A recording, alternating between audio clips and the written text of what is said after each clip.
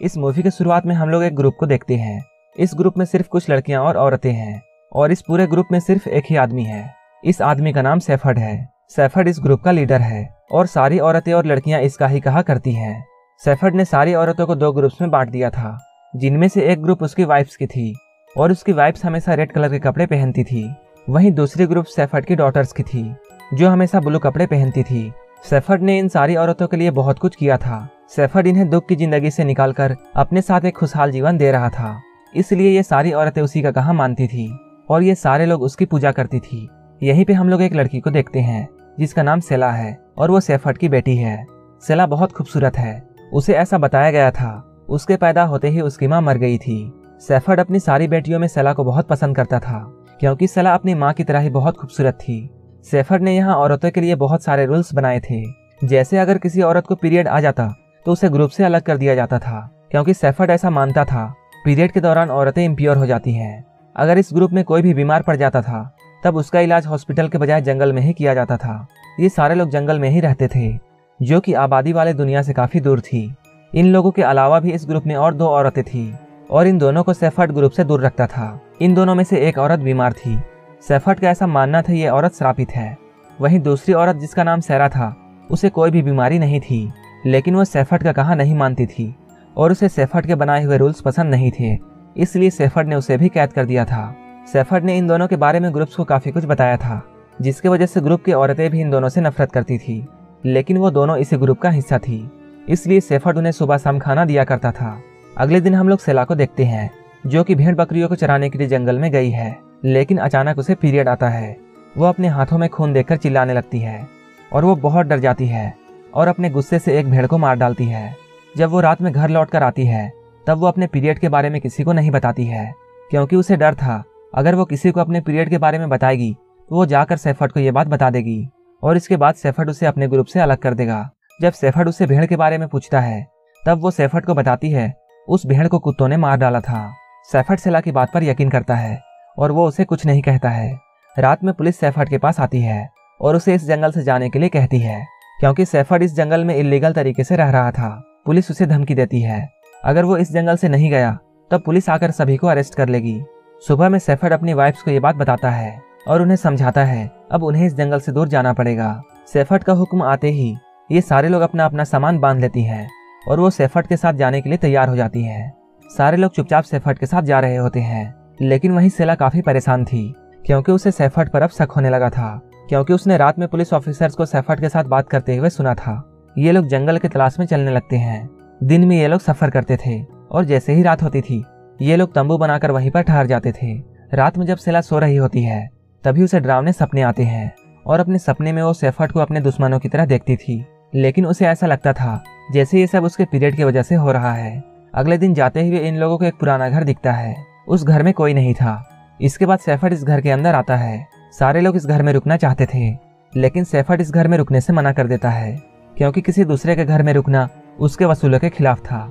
इसलिए वो उस घर के बाहर तंबू गाड़ देता है और ये सारे लोग तंबू में ही रहने लगते हैं।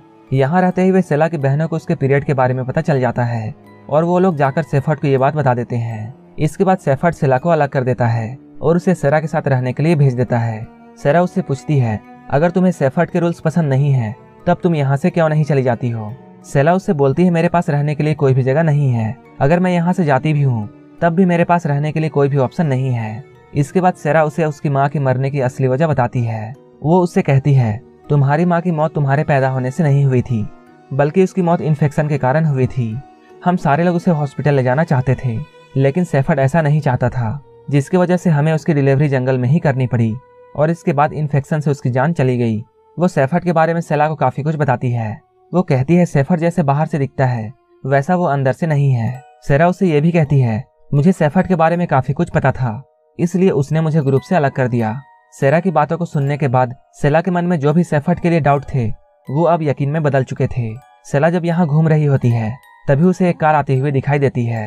वो उस कार को ऐसा एज्यूम करने लगती है जैसे वो एक आम लड़कियों की तरह कार के अंदर बैठी हुई है और वो इस ग्रुप से काफी दूर एक नॉर्मल लाइफ जी रही है। तभी उसे ग्रुप की एक औरत जिसका नाम एड्रियल है वो उसे आवाज लगाती है। हम लोग देखते हैं एड्रियल प्रेग्नेंट है और काफी लंबे समय से ये लोग चल रहे थे, जिसकी वजह से उसे पेन होने लगता है। लेकिन यहाँ दूर दूर तक कोई भी हॉस्पिटल नहीं था, इसलिए इन लोगों को उसकी डिलीवरी यहीं पर करनी पड़ती है। लेकिन एड्रियल की यहीं पर मौत हो जाती है। अपनी एक वाइफ की मौत से शेफर्ड को कुछ खास फर्क नहीं पड़ता है। इसके बाद शेफर्ड एड्रियल की बॉडी को जला देता है और वो यहाँ से बढ़ने के लिए सभी को कहता है। ये देखकर सैरा को बहुत गुस्सा आता है और वो एड्रियल की मौत का जिम्मेदार शेफर्ड को मानती है। लेकिन शेफर्ड सैरा की बातों पर कोई भी ध्यान नहीं देता है। इसके बाद सैरा एड्रियल के बच्चे को अपने साथ लेती है और इस ग्रुप से दूर चली जाती है, क्योंकि एड्रियल ने एक लड़के को जन्म दिया था और इस ग्रुप का एक रूल ऐसा था, इस ग्रुप में लड़कों की कोई भी जगह नहीं थी। शेफर्ड ने उस बच्चे को जंगल में अकेला छोड़ दिया था, इसलिए सैरा ने उस बच्चे को अपना लिया और वो अब इस ग्रुप से दूर जाना चाहती है। जाते हुए सैरा सेला से मिलती है और वो उससे ये कहती है, तुम शेफर्ड से अपनी बहनों को बचाना। सैरा उसे समझाती है शेफर्ड भगवान नहीं है और ना ही वो एक अच्छा आदमी है। ये लोग बहुत लंबे समय से सफर कर रहे थे, ये सारे लोग बहुत थक गए थे। तभी शेफर्ड को ऐसा लगने लगता है जैसे वो लोग गलत रास्ते आ चुके हैं। तभी इसी ग्रुप की एक मेंबर जो कि शेफर्ड की बेटी है और उसका नाम तमार है, वो कहती है हम लोगों को उस तरफ जाना चाहिए। शेफर्ड जब उसकी बात सुनता है तब उसे ऐसा लगता है जैसे उसकी बेटी लीडर बनने की कोशिश कर रही है और उसे बहुत गुस्सा आता है और वो तमार को वहीं पर मारने लगता है। सेला ये सब देख रही होती है। शेफर्ड तमार को मार रहा था, लेकिन फिर भी यहाँ मौजूद कोई भी औरतें उसकी मदद नहीं करती हैं। काफी दूर चलने के बाद ये लोग एक घाटी पर पहुंचते हैं जो कि एक बड़े से लेक का किनारा था। ये लोग डिसाइड कर अपना घर यहीं पर बनाने लगते हैं। इसके बाद शेफर्ड सारी औरतों को एक एक करके इस पानी में डुबाता है और वो इस लेक में डुबाकर सभी को प्योर करता है। सारे लोग रात में सो रहे होते हैं। उसी वक्त शेफर्ड सेला को अपने टेंट में बुलाता है और वो सेला से ये कहता है, तुम देखने में बिल्कुल अपनी माँ की तरह लगती हो। और वो उसके करीब आने की कोशिश करता है और उसे टच करता है, लेकिन सेला को ये सब अच्छा नहीं लगता है और वो बार बार शेफर्ड को मना करती है। जिसके बाद शेफर्ड यहाँ से चला जाता है। उसके जाने के बाद सेला को बहुत गुस्सा आता है और वो ऐसा इमेजिन करती है कि वो अपने बहनों के साथ मिलकर शेफर्ड को मार रही है। इसके बाद वो जल्दी से सभी के पास जाती है और सभी लोगों को ये बताने लगती है कि शेफर्ड कैसा आदमी है। जब ये लोग सफर कर रहे थे तब सारे लोगों ने शेफर्ड को एक लड़की को मारते हुए देखा था, इसलिए ये सारे लोग जल्दी ही सेला की बात पर यकीन कर लेते हैं। इसके बाद जब सुबह ये लोग उठते हैं तब ये सारे लोग देखते हैं उन सभी की मदर्स इस ग्रुप में अब नहीं है। ये सारे लोग बहुत डर जाते हैं और ये लोग परेशान हो जाते हैं। इन लोगों को चिंता होने लगती है। जब ये सारे लोग लेक के किनारे पहुंचते हैं तब वहाँ ये शेफर्ड को देखती हैं, जहाँ शेफर्ड अकेला बैठा हुआ था। वहीं पे किनारे शेफर्ड की सारी वाइफ्स के कपड़े पड़े हुए थे। शेफर्ड की बेटियां शेफर्ड के पास आती हैं और वो अपने माओ के बारे में उससे पूछती हैं। तब शेफर्ड उन लोगों से कहता है, मैंने तुम्हारी माओ को स्वर्ग में भेज दिया है और अब तुम सब अपनी माओ की जगह लोगी और मेरी वाइफ बनोगी, ताकि जब तुम्हारा वक्त आएगा मैं तुम सभी को स्वर्ग में भेज सकूं। यहाँ पर शेफर्ड अपनी बेटियों को अपनी वाइफ्स बनने के लिए बोलता है और वो सेला के पास जाकर उससे ये कहता है, तुम मेरी फेवरेट वाइफ बनोगी। लेकिन सेला शेफर्ड की बीबी बनने से इनकार कर देती है और सेला उससे कहती है ऐसा कभी नहीं होगा। शेफर्ड को सेला की इस बात पर बहुत गुस्सा आता है और वो उसे एक चाटा मार देता है।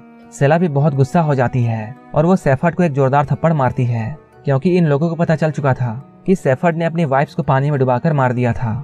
यहीं पे इस मूवी का सीन चेंज होता है और हम लोग 2 पुलिस ऑफिसर्स को देखते हैं जो कि इस लेक के पास आए हैं, जहाँ लेक के किनारे काफी सारे औरतों की लाशें दिखती हैं। इन लाशों को देखकर ऐसा लग रहा था ये कोई और नहीं बल्कि शेफर्ड की ही बीवियां थी, जिन्हें शेफर्ड ने लेक में डुबाकर मार दिया था।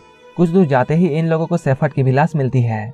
इस सीन को देखकर हमें ये पता चलता है उस वक्त सेला और उसकी बहनों को बहुत गुस्सा आया था और इन सभी ने मिलकर शेफर्ड को जान से मार दिया था और यहीं पर यह मूवी खत्म हो जाती है। ये मूवी काफी अलग कॉन्सेप्ट पर बेस्ड थी, इसलिए आप कमेंट में जरूर बताएं ये मूवी आपको कैसी लगी। मूवी अच्छी लगी हो तो एक लाइक जरूर कर देना और ऐसे ही मूवीज के लिए मेरे चैनल को जरूर सब्सक्राइब कर लेना। तो मिलते हैं हमारे नेक्स्ट वीडियो में।